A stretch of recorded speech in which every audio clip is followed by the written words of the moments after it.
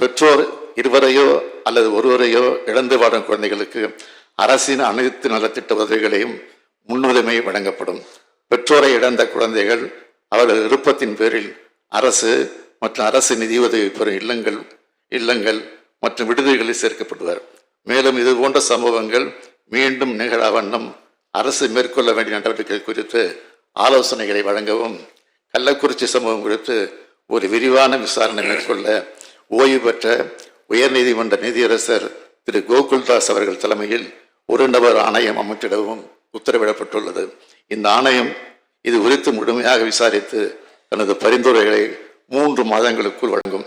அதன் அடிப்படையில் இந்த அரசு உரிய நடவடிக்கைகள் மேற்கொள்ளும் என்று தெரிவித்துக் கொள்கிறேன். நடைபெற்ற சம்பவத்துக்கு முதலமைச்சர் பொறுப்பேற்க வேண்டும் என்று இங்கு பேசினார்கள். உள்துறையை கவனிப்பவன் என்ற முறையில் மட்டுமல்ல, தமிழ்நாட்டின் முதலமைச்சர் என்ற முறையில் இந்த பிரச்சனையிலிருந்து நான் ஓடி ஒளிவப்பன் அல்ல, பொறுப்பை உணர்ந்ததற்காக தான் பொறுப்போடு பதிலளித்துக் கொண்டிருக்கிறேன். எடுத்த நடவடிக்கைகளையும் பட்டியலிட்டிருக்கிறேன். குற்றவாளிகளை கைது செய்துவிட்டுத்தான் உங்களுக்கு பதிலளித்திருக்கிறேன். திறந்த மனதோடு இரும்பு கரங்கொண்டு குற்றம் புரிந்தவர்களை அடக்கி வருகிறேன். எதிர்க்கட்சி ஆட்சியில் இருந்த காலத்தில் போதைப் பொருள் விவகாரத்தில் அமைச்சர்கள், உயர்காவல்துறை அதிகாரிகள் ஈடுபட்டு விசாரிக்கப்பட்டு அந்த வழக்கு நீதிமன்றத்திலும் இருக்கிறது என்பதை நாட்டு மக்கள் மறந்துவிடவில்லை. அதிமுக ஆட்சியால் ஏற்பட்ட கள்ளச்சாராய மரணங்கள் பற்றிய பட்டியல் என் கையில் இருக்கிறது. அதையெல்லாம் வைத்து அரசியல் பேச நான் விரும்பவில்லை. துயரம் மிகுந்த இந்த சம்பவத்தை அரசியல் ஆதாயம் தேட வேண்டாம் என்று கேட்டுக்கொள்கிறேன்.